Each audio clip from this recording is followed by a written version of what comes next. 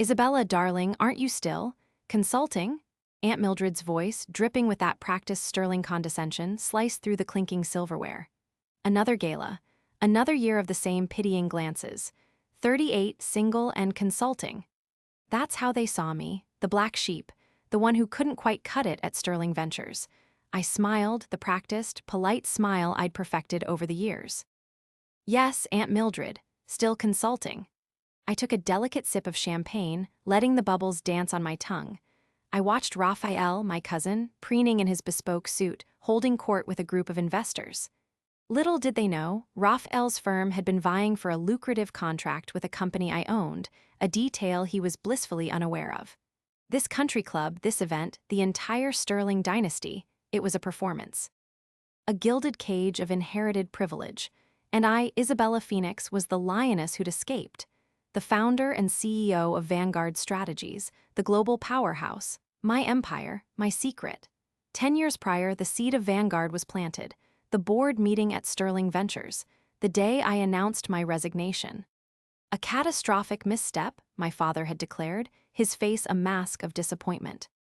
I remember the icy glares from my cousins, the whispered conversations about my lack of ambition.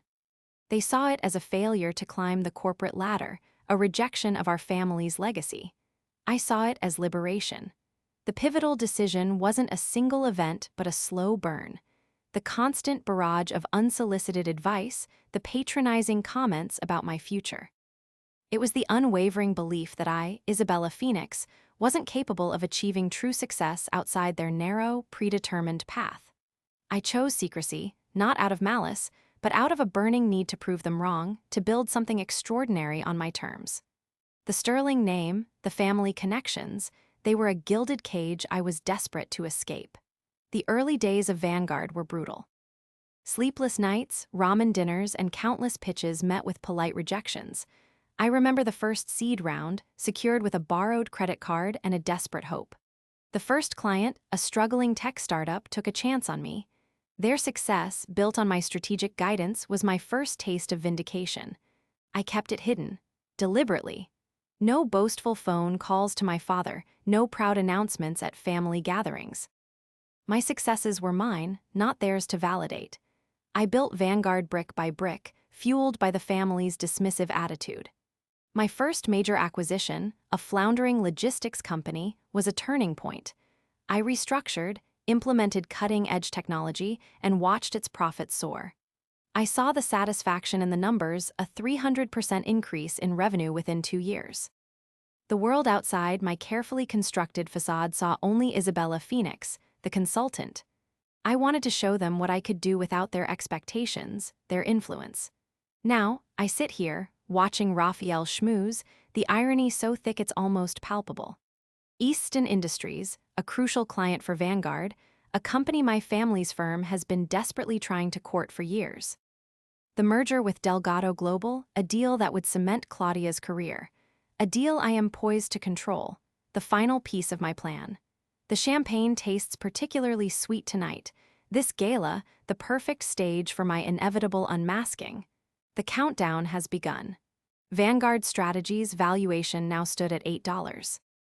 $7 billion, with operations spanning across 18 countries and a portfolio of 42 active clients, from Fortune 500 companies to disruptive startups. My personal net worth, carefully diversified across holdings, was conservatively estimated at $1.3 billion, tucked away in various offshore accounts and shell corporations designed for seamless operations. My Lake Como villa, acquired anonymously through a Liechtenstein holding company, was staffed by a team of 12, including a Michelin-starred chef. The London townhouse, registered under a different alias, served as a discreet base for European operations, hosting private meetings with heads of state and industry titans. Rafael, meanwhile, had been relentlessly pursuing a contract with Vanguard's subsidiary, Innovate Solutions, unaware that the CEO of Innovate was, in essence, his cousin, albeit one operating under a carefully constructed pseudonym. I had watched his presentations, his proposals, with a mixture of amusement and detached professional interest. His firm, Sterling and Sterling, was offering services at rates far below market value, desperately trying to secure the deal. Their ignorance was a constant source of amusement and satisfaction. My daily interactions were a delicate dance. At the supermarket, I'd overhear a Sterling relative complaining about the difficult market conditions. At the charity gala, I'd listen to a condescending lecture from Uncle Alejandro on the importance of sticking to what you know. All the while, I knew I held the keys to their future. The strategic decisions had been calculated and precise. The acquisition of Easton Industries, a struggling energy company, was a pivotal move. I'd quietly accumulated a majority stake through a series of complex financial maneuvers, using shell companies and leveraged buyouts to maintain anonymity. The merger with Delgado Global, a deal orchestrated to benefit me, was the final piece. Claudia, my cousin, was the architect of the deal, unaware that she was the pawn in my game. I'd chosen this moment, the culmination of a decade-long plan. The board meeting, scheduled for the following Monday at Vanguard's Manhattan headquarters, would be the grand unveiling. The meeting room, a sleek space on the 42nd floor, was already prepared. The presentation, complete with financial projections and irrefutable evidence, was ready to be delivered. The tension was building. I could feel the thrill of anticipation, the weight of the upcoming confrontation. The Sterling family would never be the same. A week, that was all that remained. The Delgado-Easton merger was set to be finalized on Friday. On Monday, the truth would be revealed. The air in my penthouse office in the financial district was thick with the scent of expensive perfume and the hum of anticipation. I was a coiled spring, wound tight, ready to unleash. I sat at my desk, meticulously reviewing the presentation one last time. Each slide, each bullet point, a carefully crafted piece of the puzzle. The photographs of the shell companies, the documented transactions, the irrefutable evidence of my controlling interest in Easton. The proof was overwhelming, undeniable. The internal conflict was a dull ache. Years of carefully constructed secrecy versus the impending exposure. The guilt, a faint whisper, battled with the righteous satisfaction of vindication. I wanted to prove them wrong. I wanted to show them what I was capable of. I closed my eyes, picturing the reactions. Claudia's face, the moment the carefully constructed facade of her career crumbled. Rafael's ego, deflated by the realization of his incompetence. Uncle Alejandro's puffed-up chest, deflated by the force of my power. The thought was both exhilarating and terrifying. The phone buzzed. It was David, my head of legal. "Everything is in place, Isabella. The contracts are signed, the lawyers are ready." "Excellent," I replied, my voice calm, professional. I walked over to the floor-to-ceiling window overlooking the city. The lights of Manhattan twinkled like a million fallen stars. Below, the streets teemed with life, oblivious to the seismic shift about to occur. I took a deep breath, steeling myself. This was it, the moment of truth. The final act of a carefully orchestrated play. I picked up a heavy, silver pen from my desk, a gift from my grandmother inscribed with the words, "Truth will out." I turned the pen over in my hand, studying the inscription. The pen served as a constant reminder of my hidden mission. I took a pen and began to write the date on the top of a single, crisp sheet of paper. It was a symbolic act, the official beginning of the end. The meeting room at Vanguard, Monday morning. The stage was set. The players were in place. The curtain was about to rise. The mahogany doors of the Vanguard boardroom hissed open. I walked in, the click of my Laubautins echoing on the polished floor. Claudia, her face a mask of professional composure, was already seated at the head of the long, gleaming table. Across from her, Rafael fidgeted, adjusting his tie, his eyes darting nervously around the room. Uncle Alejandro, his face flushed, sat ramrod straight, his usual air of authority replaced with a brittle tension. "Good morning," I said, my voice even, devoid of emotion. I took my seat at the head of the table, opposite Claudia. The room fell silent. The air crackled with unspoken anticipation. "Before we proceed with the merger, I have an announcement," I began, my gaze sweeping across the faces of the assembled board members. I paused, letting the silence hang heavy in the air. "My name is Isabella Phoenix." A collective gasp rippled through the room. Claudia's carefully sculpted features crumpled. Her eyes widened, her perfectly applied mascara suddenly running. Rafael's jaw dropped, his face draining of color.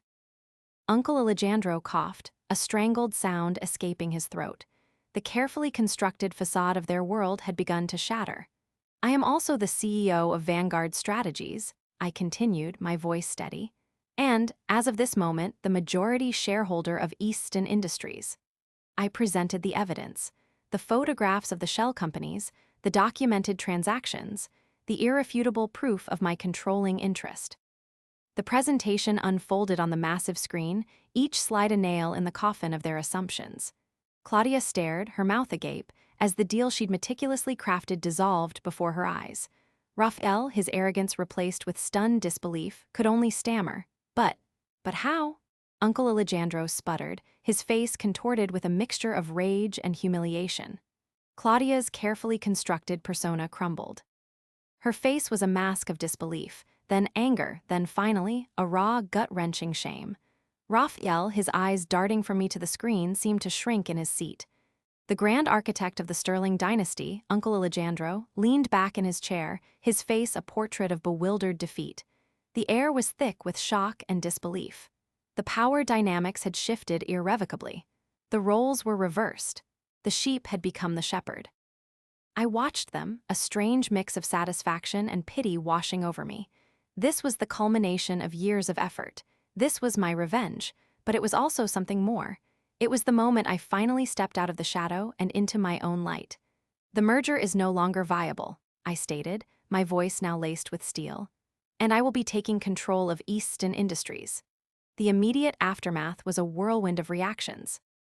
Claudia's career, the one she had so meticulously built, was in ruins. Rafael's firm lost the Innovate Solutions contract. Uncle Alejandro, his authority shattered, was forced into early retirement. The office buzzed. The phones rang. The Sterling family was in chaos. Calls, emails, and desperate attempts at reconciliation flooded my inbox. I took each one in stride, but maintained a professional distance. The next Sterling family reunion was a stark contrast.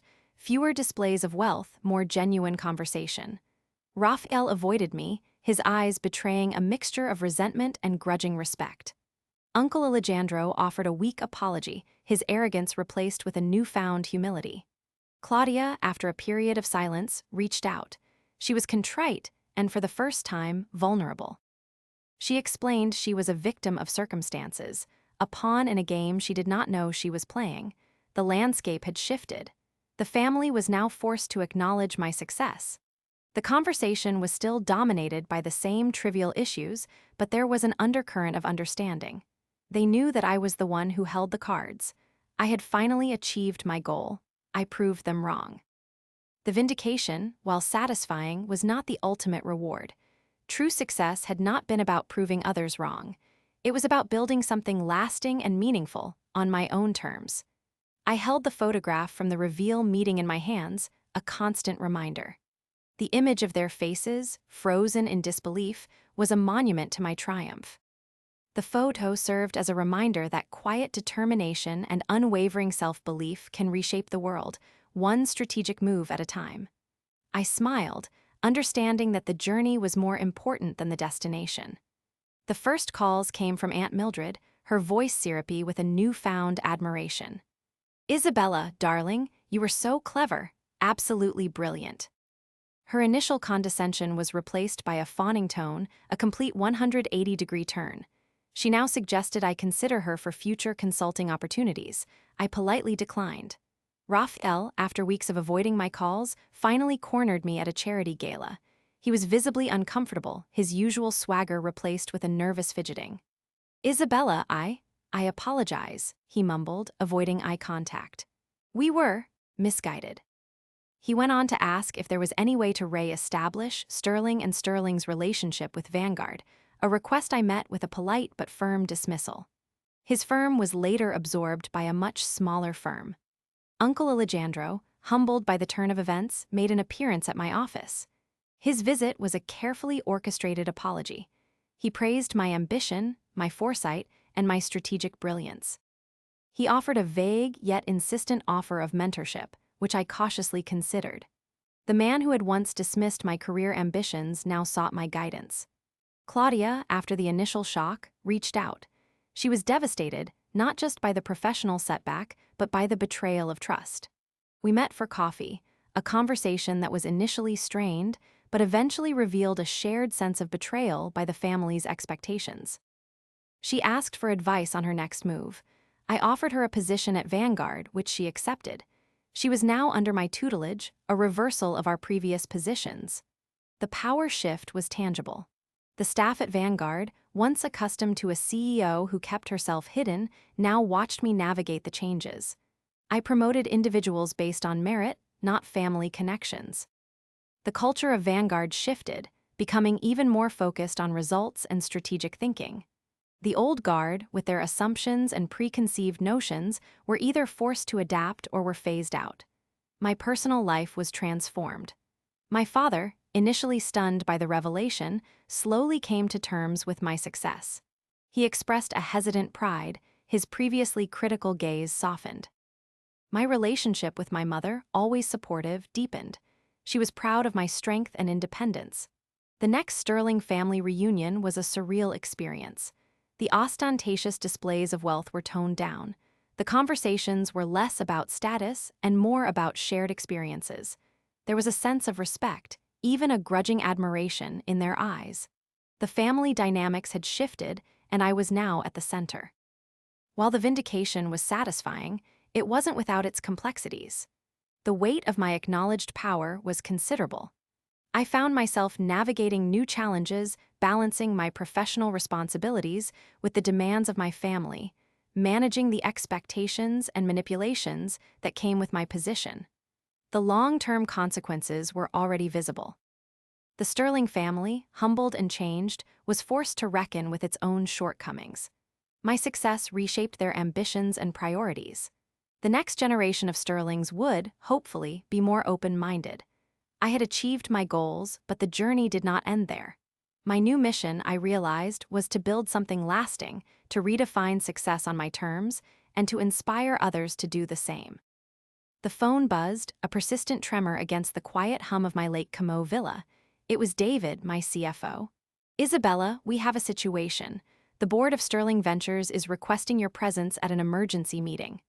A wry smile played on my lips. The irony was almost too perfect. They who had once dismissed my career choices now sought my counsel. "Of course, David. Arrange a private jet for the morning." The following days blurred into a whirlwind of activity. I spent the flight to New York reviewing the agenda, the financials, and anticipating the inevitable. The meeting was held in a sterile conference room at Sterling Ventures headquarters. The familiar faces of my family stared back, their expressions a mix of apprehension and desperate hope. "Isabella," my father began, his voice strained, "we've made some unwise decisions. We need Vanguard's assistance." I listened patiently as they laid out their problems. Poor investments, declining market share, and a general lack of strategic vision had brought the company to its knees. It was a testament to their hubris, their unwavering belief in their own invincibility. "What are your terms?" I asked, my voice even, betraying none of my inner satisfaction. The negotiations were grueling, a testament to my strategic acumen and their desperation. In the end, I agreed to help, but on my terms. I restructured the board, implemented a new leadership team, and began the process of revitalizing the company. The process was difficult. There were challenges. The old guard fought back, clinging to their power and privilege. I had to be ruthless, making difficult decisions and dismantling the old, antiquated system. The process tested my patience and my resolve. The work was also rewarding. I saw the company slowly recover. The employees, who had once been demoralized, began to show a renewed sense of purpose. I experienced the satisfaction of building something new and revitalizing something old. The most unexpected consequence of my revelation was the impact on the broader business community. Suddenly, I was in demand. My phone rang constantly with requests for my expertise. I received offers from prestigious boards and venture capital firms. My influence, once hidden, now made me a sought-after asset. The next Sterling family gathering was different. The usual air of entitlement was replaced with a newfound respect. The conversations were no longer about what I had missed out on, but about my accomplishments and the power I wielded. They were beginning to understand the value of my perspective. I found myself in the uncomfortable position of being the family's acknowledged success, the one whose opinion mattered. The pressure was immense, but I learned to handle it with grace and diplomacy. I learned to set boundaries. My success, I realized, was now a responsibility. One day, I received a call from my grandmother, the matriarch of the family. She was the one who had given me the inscribed pen, the one who had always believed in me. "Isabella," she said, her voice frail but clear, "you have done well. You have proven them wrong." "But grandmother," I replied, "that was never the point." "I know, darling," she said. "And that is why you will continue to succeed." The conversation with my grandmother was a turning point.